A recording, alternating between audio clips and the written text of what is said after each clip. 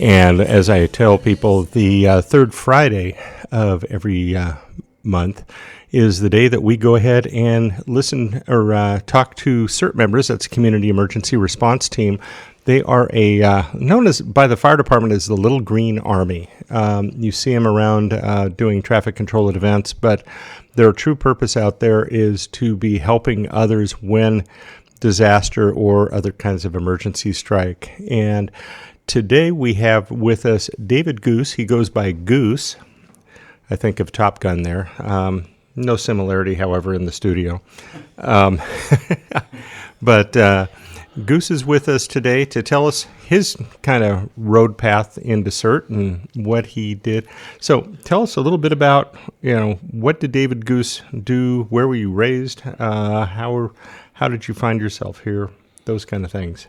Well, I was born in England, and my sister had been in the United States since the 50s. Uh-huh. And anyway, her and her husband came home in 1970. I hadn't seen her before. And brother-in-law took me down to a pub and said that, why don't you come and live with us? Well, they were living in Connecticut at the time. And I go, I don't know. I don't feel like Connecticut. And he said, well, we're moving back to California next year. And, I'd watched the movies. I'd seen all the California beaches and everything. And I thought, I was 22 at the time.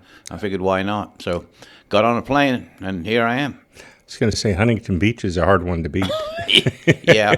Well, I landed in San Francisco, and then they lived in Sacramento area, and so that was where I went. I thought I was used to warm weather because it had been in the 70s in England before I came, and I think that first day I got here, I think it was 100, and I just about died. I know that feeling. So how in the world did you find Squim? Well, I worked all over the West Coast and Hawaii, and I always wanted to move up to the Northwest because I figured it was going to be where most of the work was going to be in my particular area. And so we bought some property in Port Ludlow to start with. Uh-huh. And then my wife got a job offer and we moved to Idaho. And then when she got tired or whatever that job, and then we came back, and I had some friends who lived in Squim, and they let us rent their house for a while, which we did. And you haven't left yet, huh? Well, we had to go back to Idaho because we couldn't sell the house, and so we was going to move back into it again, but then that didn't work out so good, and so we back there for about almost 2 years, and then we decided that Squim was the place where we wanted to be, so here we are. Very cool. Well, kind of sounds, it's a familiar story. I skipped Idaho, but yeah. Well, and how long have you been involved with CERT? Well, actually, I live in Parkwood, and they had an emergency thing there. It was called PERT, and it was a local deal that had gone for several years, and they got members of the community in Parkwood to have teams and to respond to, various things.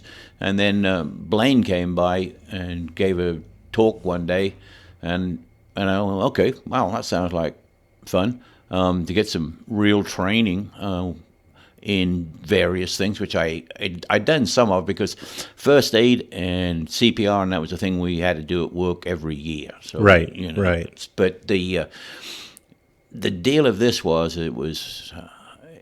it was like, wow, this is good. I was retired. I wanted to give back to the community. Right. And I figured this was one way I could do something without having to go to work. Like, this is volunteer, do whatever you can when you can. And you make a difference. So. Well, yeah, absolutely. I mean, I think it's one of the things that, especially when the vaccination was going on, I think that was one of the most rewarding jobs that I've ever had in my life. How people were so happy that they were getting shots for COVID, and they were smiling and everything. Mm-hmm.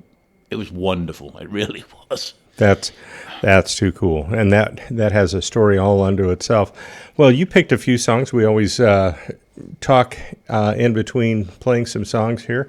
One of the ones you picked was Crosby, Stills, and Nash with Southern Cross. Let's go ahead and listen in. It's 11 minutes past 12 o'clock. You're listening to Papa Jim with David Goose, or Goose. You're listening to K-Squim 91.5. 15 minutes past 12 o'clock, and that was Crosby, Stills, and Nash with Southern Cross. Well, again, we are here with David Goose, also known as Goose, and he is a member of the Community Emergency Response Team in what's called the Sequim Operational Area. And he was just talking a little bit about where he came from, and his prior experience was working as in the electrical industry, and he had first aid and CPR training, but decided he wanted to do more and give back to the community, which is a very noble idea. So what was the training like? How did you find out about CERT? Well, you said Blaine came over and talked to you about it. Yep. How's the training? How difficult is it? And what's the commitment like? What are people getting themselves into? Well, to me, being retired, it was no big deal. I was looking to give back to the community, and the thing of it is, it was 3 Saturdays in a row, like from 8 till 4:30. Which may seem like a long time, but it goes by really fast. The information that you get is just out of this world. And I know the third week, when it's more hands-on stuff, my wife, who had done construction work and that working with me sometimes, so she was used to being out in the field doing things. Right. But they got, her to use a fire extinguisher, which she had never done. They got her to use some cribbing so that she could get somebody out of it. They got her to break into a building. It was things like that. And also, a lot of the people who I went through the class with had never done any of that stuff in their life, because their jobs or whatever were mostly either office jobs or other type works like that. So it was she got such a kick out of that. It was unreal. Yeah. That's cool. Because, a lot of people have fire extinguishers in their houses, stuff like that, but they never have used them. No. And hopefully so we they never don't have know to. That's the thing. Exactly. And, it's interesting because, like you said, your wife had a good hands-on career, if you will. Right. But was exposed to more things. Now, one of the things I did a little bit of research on this, the reason why CERT exists is because after the Mexico City quake, a bunch of people volunteered to go get people out of buildings, and 20% of the people that volunteered to help other people ended up getting killed. Yep. Because they didn't know what they were doing and had secondary collapses on them. And that was what inspired the LA City Fire Department to create this program in the first place. And now it's actually not only a nationwide program, but a worldwide program. And it's interesting to see how it's blossomed into what it is. Now, from what I understand, the presence of CERT members on the peninsula here with in the Sequim operational area is pretty stout. It's like 600 members, I'm told. Wow, that's a lot. That really is. Yeah, a lot of where I came from in Southern California, we had 30 volunteers for a city of 40,000. That's going to make a lot of headway. Yep. Yeah. So now what if I want to go to training, but I can't do 3 weekends in a row? Is there a way around that to come to a training? Let's say I miss the second week. Can I make that up during the next training? I don't know whether when I went through, it was that you had to do each week, 1, 2, 3 in order. Mm-hmm. But I think there has been some changes in that they've allowed people to, if they have something, that they can skip one. I think for people actually to do the thing, you're better off to go 1, 2, 3 and get it done if you can, because it's not saying that you forget stuff, but there is a bunch of information you get fed. And I know, like, the first week I got out there, I had a headache, all this information that had been poured into. What kind of stuff? Now, I hear they talk about hazards here, and what kind of hazards are they talking about that are here? What are some of the issues that CERT's here to mitigate, if you will? Well, I think with hazards, there are a lot of things we don't think about, stuff that's around us all the time, like gasoline, even in a can, that is a hazard for sure. Uh-huh. And then when you get big trucks in that that are driving down the road with thousands and thousands of gallons on, if something happens to that, what could happen to the area, they teach you how to get it barricaded off, keep away from it, keep people away from it, and to be safe. Because one of the biggest problems, one of the biggest things is like you just said, you don't want to become a victim yourself. Right, exactly. And that's a very easy thing to do, is to like, oh, the house is on fire, I'll just run in there and grab hold of somebody. And, and then you're in a world of hurt too. Mm-hmm. And they teach the limits of what's acceptable to enter into, what's not acceptable to enter into. Yep. We go over the training every month of some aspect of what there is, to refresh, so that you can keep things in line and what you want and know. And, like a classic example of a thing at work, not a job I was on, but I heard about this, that we used to spend a lot of time in manholes. And the fellow went down in the manhole. He didn't test the air in there, went down in there, passed out. So his buddy up top looks down and goes, oh, my God, jumps down in the manhole. So now there's two on him laying in the bottom of the manhole. And that's one of the things that CERT definitely tries very hard to drive home, is don't become a victim. You're there to help. And that's why the buddy system is very important, too, that if one goes, the other one doesn't get into anything, so that they can help. Right. 2 in, 2 out. Right. Yeah. Yeah, it's quite surprising when I look at the model that we have here versus down in, again, Southern California, where in Southern California, you are going to be helping the fire department. Right. Here, you're going to be helping your neighbor, because in all likelihood the fire department's not going to be able to get there. Nope. Because of all the bridges and stuff that may go down if the Cascadia earthquake happens. Oh, yeah. There's a whole bunch of hazards on this peninsula that people that move from out of town are totally unaware of. I mean, you've got the Cascadia subduction zone. You've got, I think it's 21 bridges between here and Port Angeles that if any of those drop, you suddenly have 21 islands.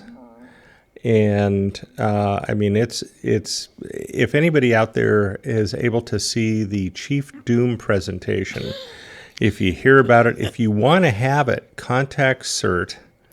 You can go on the Clallam County Fire Department webpage, ccfd3.org, and get their phone number, call them up, tell them you're interested in a presentation for Chief Doom, and it outlines pretty much all the hazards that are out here, at least the notable ones. And I mean, it's substantial. I had somebody come over that we encouraged to move here, and they went to the training, and they're like, "You didn't tell me you had all this stuff going on out here." Yeah. We had at Parkwood here. Oh, it's been several months ago now. We had the Chief Doom presentation, and the people in there were very impressed with what was said, and the same sort of type deal as what you just said, Jim, that we didn't realize there was this much. Yeah, exactly. Well, let's go ahead and listen to another one of the songs that you chose. This will be country, I think. Merle Haggard with Ramblin' Fever.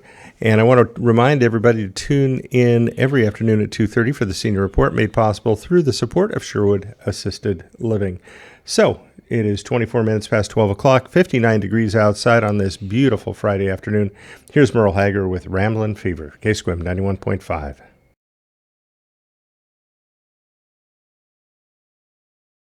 KSQM 91.5. It is 28 minutes past 12 o'clock. That was Merle Haggard with Ramblin' Fever.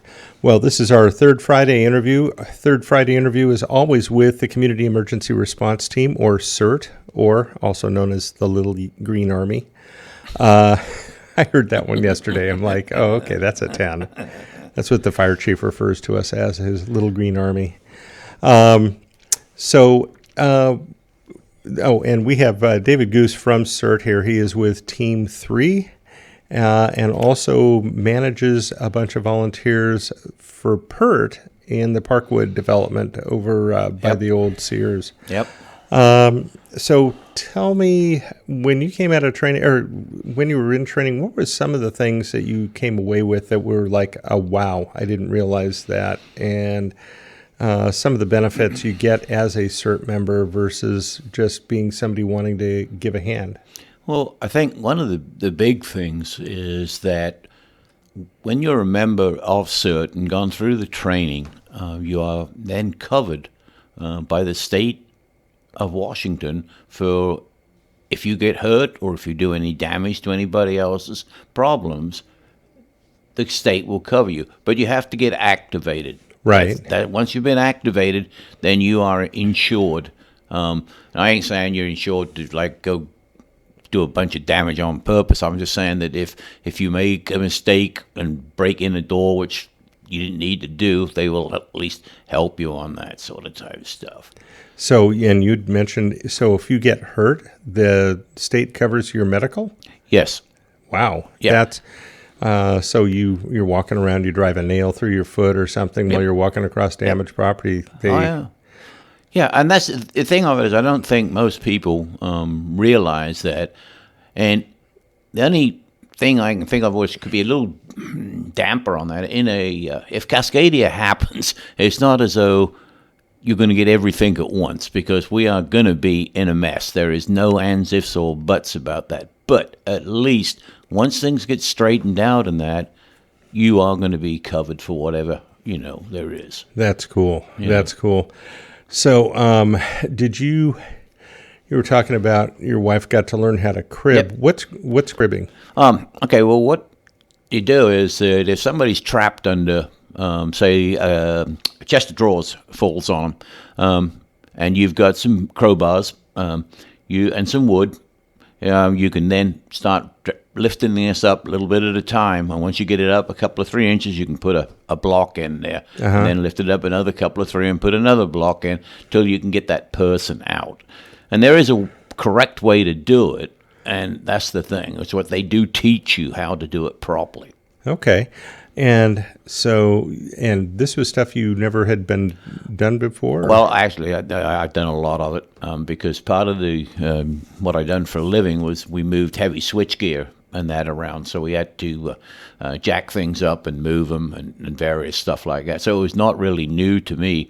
The one thing that I got out of it is and which they teach you too, is you got to have one person in charge. Because if not, it becomes, I ain't gonna say a cluster, but everybody wants to do something. I was gonna say it becomes a cluster. It does. And the thing about it is the people I was working with, none of them had ever done anything like that. And so it took a little while to get, for me, being there, to get them to work together, let alone what the instructors were telling them, that they were just wandering off, and trying to do. But again, the knowledge and what you learn in those 3 Saturdays, I think, is worth everybody doing it. It to me, it was well worthwhile. Now, are there minimum qualifications to become a CERT member? Is there... what about if I'm handicapped or have a walker? Now, somebody told me that and actually I interviewed probably 6 months ago, they have a CERT squad leader that's blind. Okay. Yeah. I mean, I think, again, everybody has got their limits on what they can do. Like in Parkwood, for instance, it's a 55 minimum age before you can get in there. Okay. So on my team, there of 6 people, I think my wife is the youngest, and she's at 69. Wow. Okay. So I mean, but the thing of it is Shannon, he just outed your age. Just letting you know. So the thing of it to me is that if you got people who got some idea on what's going on and have been trained a little bit, then if there's other people that are there, like you get some strong young men, at least they can get them to be doing the right thing and stuff like that. That's cool. And from what I understand, the structure here, and I understand this is a little bit unusual for CERT, is it's more of a fire department command structure. You have division chiefs, you have captains, you have squad leaders. So you've got somebody in charge because they're going to be pretty much, if there's a major disaster here, they're going to be operating on their own. Yeah, I mean, it's like you said earlier, the bridges, the bridges go out, like in the Hood Canal Bridge goes out, and we're stuck basically over here. And I think Blaine and the fire chief and all that have really put in a magnificent effort on getting this area to be self-sufficient in a disaster. It really does appear that way. I think a lot of people don't realize, and we did the math the other day, if people don't have food stored up, and I'm not talking 3 days like they say on television, right? I'm talking months, because the amount of trucks every single day, there's 600 trucks that supply this peninsula every day. Yep. If those trucks stop coming, the store shelves go bare. Oh, yeah. Because it's just in time. So it's kind of people really need to, you have the people out there that are like, it'll never happen in my lifetime. And God willing, hopefully it doesn't. Yeah, I hope it doesn't either. But if it does, you've got to be prepared. You've got, do you have water? Do you have food? Those food, air, and water are the things you need to survive. And then, the injuries are another issue. Oh, yeah. So, yeah. I mean, I think a lot of people think, like I can't be storing stuff because people are going to think I'm a prepper. To me, just having a supply of food and water in the house is nothing. I mean, it's just common sense to me. Mm-hmm. I mean, and I think everybody should get into that. Yeah, absolutely right. We're going to take a quick break here. It is 35 minutes past the hour. And let me have Rick Perry say hello.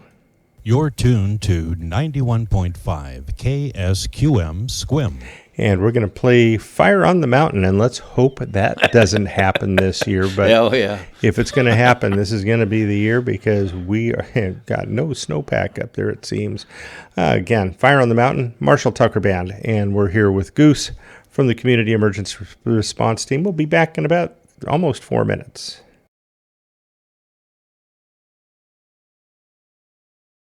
KSQM 91.5. It is 20 minutes till 1 o'clock. That was the Marshall Tucker Band with Fire on the Mountain.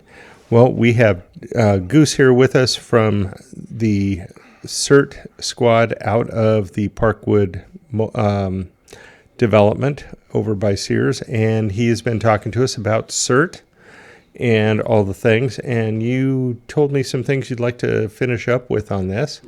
Yeah, I think I'd like everybody, which I know is never going to happen, to volunteer for CERT. I think that it don't matter necessarily your age. It's like I said, in Parkwood, our team is not exactly youngsters, but the thing about it is we've got enough people there with common sense that we can get something started. In the event of a Cascadia, people have a tendency to think that everything's going to be fixed in 2 days, and the world is just going to be like nothing happened. It's more like a year. Oh yeah, I think that's being conservative. I think we have never had this happen on the mainland here with anybody's living memory. I mean, there's been some decent-sized earthquakes and that down in California, but nothing like what they're expecting is going to happen here. Or that's happened in the past here. And yes, yeah, but we don't know. When none of us were around for that, They've got some geology studies done over at Discovery Bay I'd heard about. Yep. And the problem with the type of earthquake fault that the Cascadia subduction zone is the small earthquake that the Cascadia has is around a 6. The once every 300-year earthquake that it has is in the 9s. That's like Japan. Yep.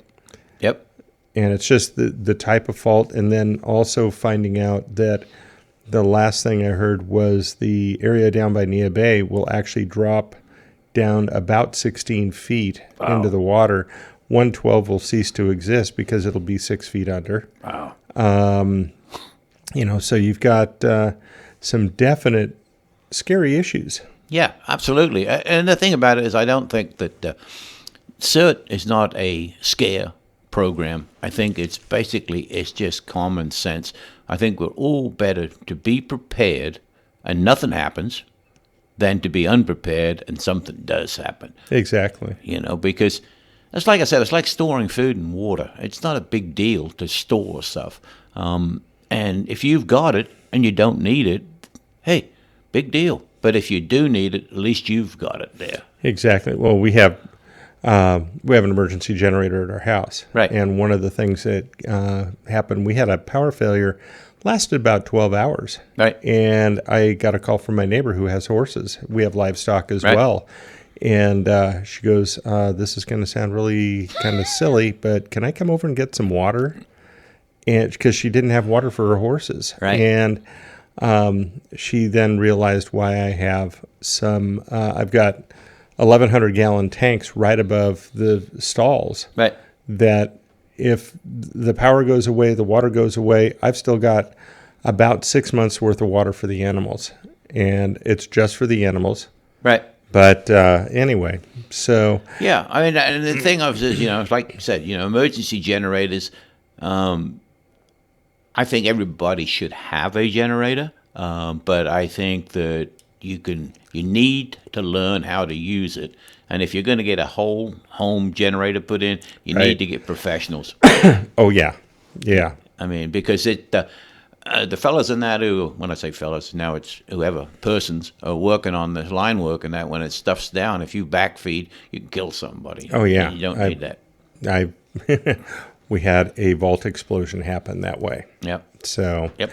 But, I appreciate you coming out today. Is there anything else that you want to touch on before we close it up? I think CERT is very rewarding. I mean, I really do, and I encourage, like I said, everybody to join. You can make as much or as little out of it as you want. The training, the 3 days training is intense. It really is. I ain't going to say it's kickback. But then the once monthly meetings and that, you just keep learning stuff what you already learned all over again to make sure you're sharp. Okay. And that's, from what I understand, that's required by the state because the state's ensuring what you're doing. They want to know that you know what you're doing. Oh, yeah. So I can't fault that at all. No. It's like it's only 2 hours a month. I mean, that's no big deal. Yeah. And from what I'm told, you can actually, if you miss one, you can make it up and you can go to another team for training. So Yep. Not a bad thing. Yeah, and when you join CERT too, there is a whole bunch of training videos and that online that you can get in to watch, and that can keep you up to date on, because things are changing all the time. Yeah, that is one thing. If you want information about CERT, it's very easy to get. You can go to the Clallam County Fire District website. That's ccfd3.org. And look for the tab that says CERT and click on that, and you have got all sorts of information available, plus contact information for signing up for the CERT training. I think they've got one more training coming up next month. I think they might be breaking for the summer, but I haven't heard for sure. Yeah, I think they normally do. But if myself, I am a member of CERT, so is Country Amy Lynn.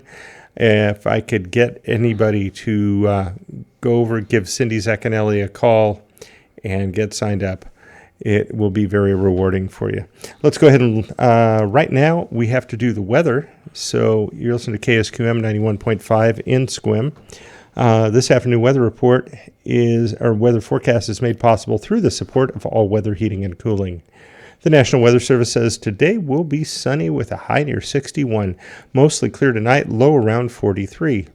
Increasing clouds on Saturday with a high near 64. Partly sunny on Sunday, 40% chance of showers, and 55. On Monday, mostly sunny and 57. Tuesday, mostly sunny and 62.